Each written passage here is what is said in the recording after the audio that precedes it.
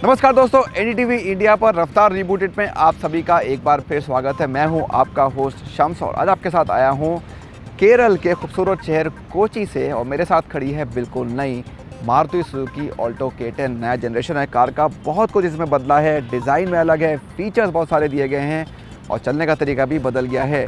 आज के शो में इसी कार की सवारी और आपको दिखाते हैं क्या है ख़ास नई ऑल्टो K10 में।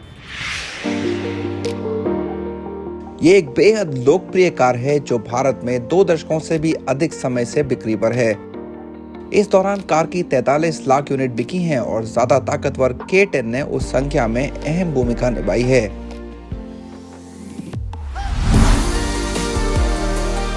अब 2.5 साल के बाद K10 ने बाजार में वापसी की है और इसमें बहुत कुछ बदला है। तो क्या बदला है? बहुत कुछ बदला है, तकरीबन हर तरह से एक नई कार है ऑल्टो K10। शुरुआत करते हैं डिज़ाइन से और बात करते हैं इसके चेहरे की। आप देखिए बिल्कुल नई ग्रिल दी गई है, हनीकॉम पैटर्न है, फुल ब्लैक में है, उसके ऊपर कंपनी का लोगो है जो क्रोम में दिया गया है। हेडलाइट्स की बात करें या बम्पर की बात करें, सब कुछ नया है। एक ज़्यादा कर्वी डिज़ाइन है पहले के मुकाबले, जो थोड़ी बॉक्सी डिज़ाइन थी तो दिखने में पहले से बेहतर लगती है और कुछ नई जनरेशन की सिलेरियो की याद दिलाती है। ये जो रंग आप देख रहे हैं ये है सिजलिंग मेटालिक रेड। कुल मिलाकर 6 रंग दिए गए हैं कार पे, जिनमें से 3 बिल्कुल नए ऑप्शन है जो आपने पहले कार पे नहीं देखे हैं।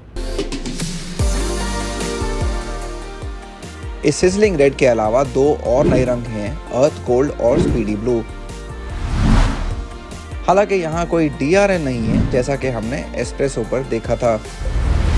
बात करते हैं साइड की और शुरुआत करते हैं 13 इंच के पहियों से। स्टील के व्हील्स हैं, अलॉय व्हील्स नहीं है कार में, लेकिन अच्छा दिखने वाले व्हील कवर्स दिए गए हैं। हालांकि ये सभी वेरिएंट्स में नहीं है, निचले वेरिएंट्स में आपको सिर्फ एक बीच में छोटा सा कैप मिलेगा। यही बात कुछ बॉडी कलर डोर हैंडल्स के साथ भी है, ये भी आपको सारे वेरिएंट्स में नहीं मिलेंगे। कार में आपको ब्लैक कलर के शीशे मिलते हैं, ये बॉडी कलर नहीं है टॉप वेरिएंट में भी, और बेस वेरिएंट में आपको ब्लैक बम्पर मिलेगा, बॉडी कलर बम्पर नहीं मिलेगा। लेकिन कुल मिला के बात करें सिल्हूट की तो एक बार फिर फ्रंट की तरह दिखने में अच्छा लगता है, अट्रैक्टिव लुक है कार का साइड से भी, और ऐसा ही कुछ हम पीछे के बारे में भी कह सकते हैं।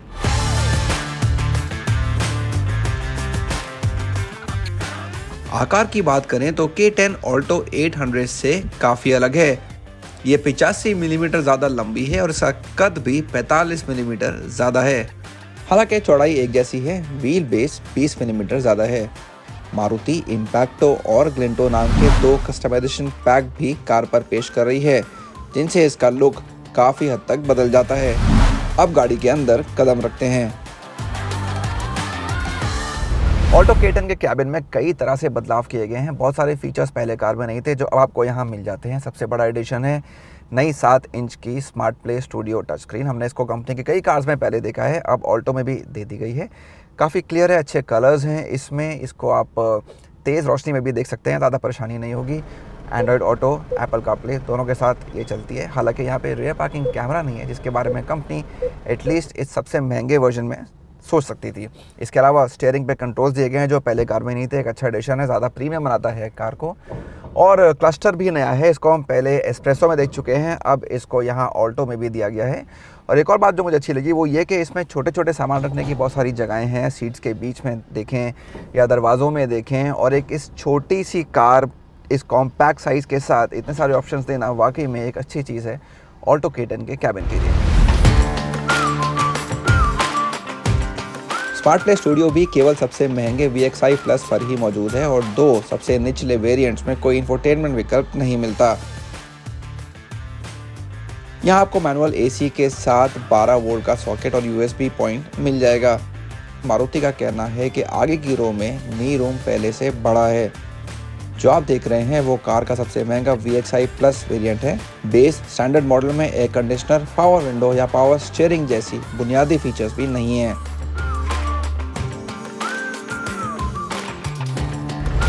ये देखिए एक बहुत छोटी कार है, बहुत कॉम्पैक्ट कार है, उसके बावजूद जो इसका स्पेस है मुझे काफ़ी ठीक लगा। यहाँ सेकंड रो में मेरी हाइट को देखते हुए अच्छा नी रूम है, अच्छा हेडरूम भी है। शोल्डर रूम ऑफकोर्स यहाँ पे 3 लोग बैठेंगे तो थोड़ी परेशानी हो सकती है, लेकिन 2 लोगों के लिए काफ़ी अच्छा है। मारुति की माने तो आप इस कार में पहले से ज़्यादा ऊंचा बैठते हैं, जिससे आपको ज़्यादा आरामदेह पोजीशन मिल जाती है, जिससे आप ज़्यादा देर तक यहाँ कार में सफ़र कर सकते हैं। सीट्स कंफर्टेबल है, मुझे इससे कुछ खास शिकायत नहीं है। हाँ, यहाँ सेकंड रो में आपको पावर विंडोज़ नहीं मिलेंगी, सबसे ऊँचे वेरिएंट में भी आपको एडजस्टेबल हेडरेस्ट भी नहीं मिलेंगे, तो उससे आपको थोड़ा सा समझौता करना पड़ेगा।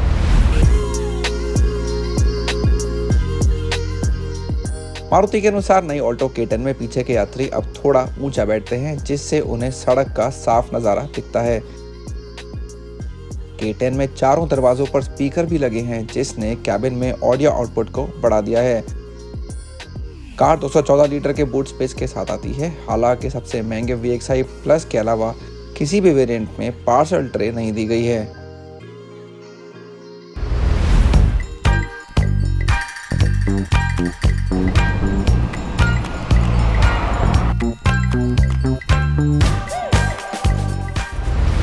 नई पीढ़ी के K10C इंजन ने ऑल्टो K10 पर पुराने K10B इंजन की जगह ली है।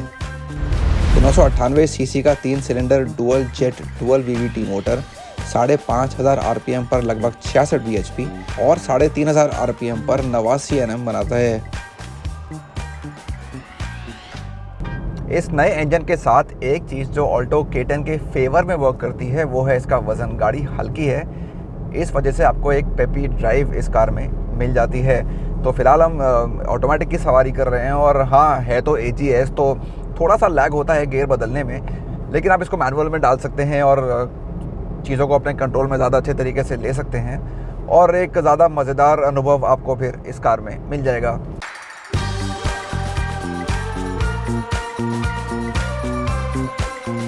और अगर शहर में कार चला रहे हैं फिर तो ये बहुत काम की चीज़ है। इसमें क्रीप फंक्शन भी है, तो अगर बहुत स्लो मूविंग ट्रैफिक है, ट्रैफिक जाम लगा हुआ है, तो आपको एक्सीलेटर यूज़ बिल्कुल नहीं करना है, बस ब्रेक से पैर हटाना है और ब्रेक को दबाना है, तो गाड़ी खुद ही आगे बढ़ती रहेगी। तो AGS ऑल्टो K10 जैसी कार में बहुत ही काम की चीज़ है। याद रखें कि अगर आप ऑल्टो के साथ AGS चाहते हैं तो ये K10 में ही मिलेगा, क्योंकि 800 में सिर्फ मैनुअल वेरिएंट ही आता है। तो कार की एक और ख़ास बात है इसका माइलेज, और आप में से कई लोग ऑल्टो को इसी वजह से खरीदते हैं क्योंकि इसका माइलेज बहुत शानदार है। वो जो सवाल है ना कितना देती है, उसका जवाब आपको इस कार में बढ़िया मिलेगा। तो मैनुअल हो या AGS, दोनों में आपको 24 और 25 किलोमीटर पर लीटर के बीच का माइलेज मिल जाएगा। और बढ़िया बात यह है कि इस AGS में या ऑटोमेटिक में तो आपको मैनुअल से भी बेहतर माइलेज मिल जाता है, यानी आराम तो मिलता ही है ट्रैफिक में विदाउट क्लच ड्राइविंग का, साथ में बढ़िया माइलेज भी आपको ऑल्टो K10 दे देती है। कार के माइलेज का दावा ऑल्टो 800 से भी ज़्यादा है, जो मैनुअल गियरबॉक्स के साथ 22.05 किलोमीटर प्रति लीटर देती है। अब बात नहीं ऑल्टो K10 के सस्पेंशन की या किस तरह की सवारी आपको इस कार में मिल जाएगी। तो यहाँ थोड़ा सा मुझे लगा कि सस्पेंशन थोड़ा सा इसका हार्ड है, थोड़ा सख्त है। तो जो आपके जो गड्ढों के ऊपर से आप निकलते हैं, जब सड़क थोड़ी ख़राब होती है तो आपको उसके थोड़े से झटके कैबिन के अंदर महसूस होते हैं, लेकिन वो ज़्यादा तब होता है जब आप ऊंची रफ्तार पे चल रहे होते हैं, तेज़ स्पीड पे चल रहे होते हैं। अगर आप शहरी ट्रैफिक में इसको नॉर्मल स्पीड पे चला रहे हैं तब आपको इसका इतना एहसास इस कार में नहीं होगा। 4.5 मीटर का टर्निंग रेडियस आपको शहर में ट्रैफिक में आराम से इस कार को चलाने में मदद करता है, लेकिन जब सड़क खराब हो जाती है तो 134 मिलीमीटर के ग्राउंड क्लियरेंस के साथ आपको थोड़ा सावधान रहना होगा।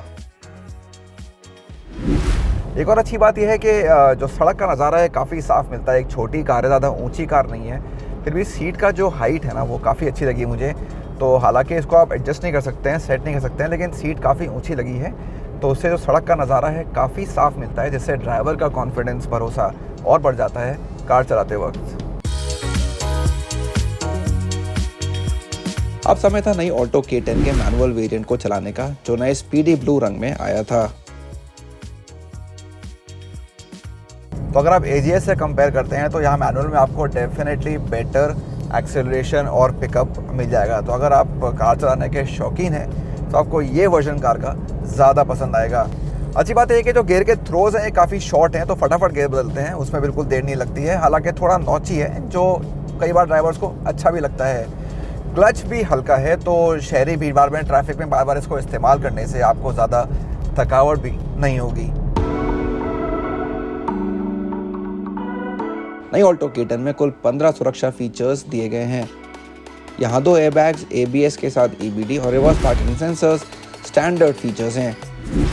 कार को कंपनी के हार्टेक प्लेटफॉर्म पर बनाया गया है, जिसने ज़्यादा उच्च शक्ति स्टील के उपयोग के साथ कंपनी की कारों में सुरक्षा बढ़ाई है।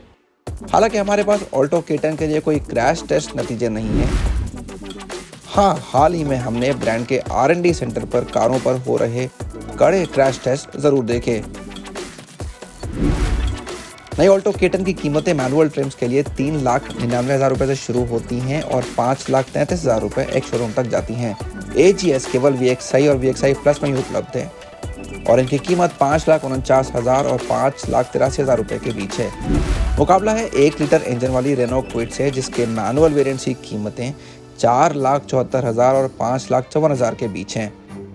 क्विड के 2 AMD ट्रिम्स की कीमतें हैं 5,78,000 और 5,99,000 रुपए एक शोरूम। नई ऑल्टो K10 पहले की तुलना में काफ़ी बेहतर कार बन गई है। खासकर जब डिज़ाइन और फीचर्स की बात आती है तो ये काफ़ी हद तक बदल गई है। ये बाजार में एक समझदार पैसा वसूल विकल्प बनी हुई है, शायद पहले से कहीं ज़्यादा।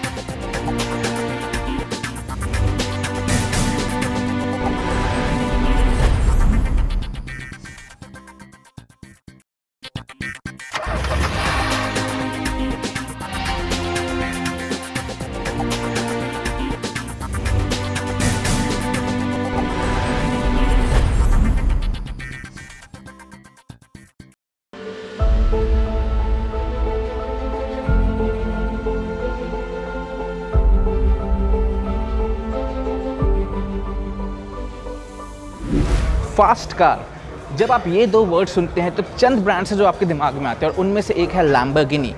लेकिन सब कोई अपने उस फास्ट कार को रेस ट्रैक पे लेके नहीं जा सकते क्योंकि वो प्रैक्टिकल नहीं होते उतने।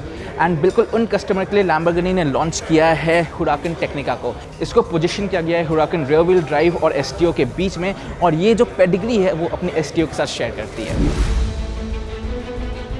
लैम्बोर्गिनी ने कार को LDVI या लैम्बोर्गिनी डायनामिका V-Colo इंटीग्रा सिस्टम दिया है, जो कार के चरित्र को बढ़िया तरीके से दिखाता है।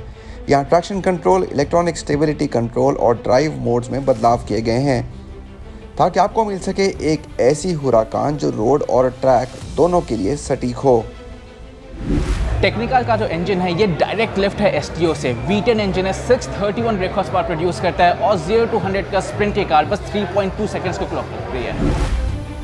5.2 लीटर का 10 cylinder engine 565 Nm peak torque बनाता है और 7 स्पीड डुअल क्लच ट्रांसमिशन के जरिए ताकत पिछले पहियों तक जाती है। सो टेक्निका की जो डिज़ाइन है वो साइंस से इंस्पायर की गई हुई है और वो हेल्प करती है कार के एरोडायनामिक्स को एनहांस करने में और इसके ड्रैग को 20% रिड्यूस करती है। काफ़ी अपैरेंट है वो चीज़ इसके एलिमेंट्स में, जो वाई शेप्ड एलिमेंट्स आप वहाँ पर देखते हैं, और जो एयर डक्ट्स है वो डाउनफोर्स बढ़ाने के अलावा इस कार्बन सिरेमिक ब्रेक्स को भी ठंडा करने का काम करते हैं। और जो इसकी अलॉय व्हील्स है, ये इस डिज़ाइन की सबसे खूबसूरत पार्ट है। 20 इंचेस व्हील्स मिलते हैं आपको टेक्निका में। 20 इंच के डमीसो अलॉय व्हील्स काले रंग में शानदार दिखते हैं। टेक्निका स्टैंडर्ड हुराकान RWD से 61 मिलीमीटर ज़्यादा लंबी है, जिसकी वजह है नए बम्पर्स। कार हुराकान RWD से 103 किलो हल्की भी है। इसकी वजह है कार्बन फाइबर इंजन कवर, बड़ी विंडस्क्रीन और ये फिक्स्ड पिछला स्पॉइलर जो 35% ज़्यादा डाउन फोर्स देता है। पिछले हिस्से में हेक्सागोनल डुअल एग्जॉस्ट और 12 डिफ्यूज़र कार के स्पोर्टी लुक को बढ़ाते हैं। कैबिन में भी कुछ ऐसा ही एहसास मिलता है। हेक्सागोनल दिखने वाली स्टीयरिंग के अलावा कार में कई कस्टमाइजेशन विकल्प हैं। बड़ी खड़ी हुई टच स्क्रीन का लुक भी नया है। कार में 6 एयरबैग्स के अलावा 100 लीटर का बूट स्पेस भी मिल जाता है। लैम्बोर्गिनी हुराकान टेक्निका की कीमत 4 करोड़ 4 लाख रुपए एक शोरूम रखी गई है, यानी ये स्टैंडर्ड हुराकान RWD से 50 लाख रुपए ज़्यादा महंगी है।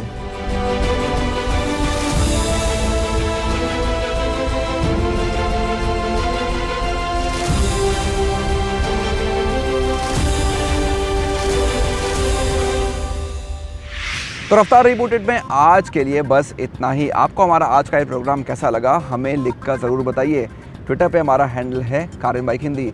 अगले हफ्ते आपसे फिर होगी मुलाकात ऑटो जगत की सारी हलचल के साथ। तब तक अपना ध्यान रखिए, सड़क पर हो तो बिल्कुल सुरक्षित रहिए। अगर स्कूटर और बाइक पे बैठे हो तो हेलमेट पहनना बिल्कुल ना भूलिए, और कार पे बैठे हो तो सीट बेल्ट ज़रूर पहनिए, आगे बैठे हो या पीछे। नमस्कार।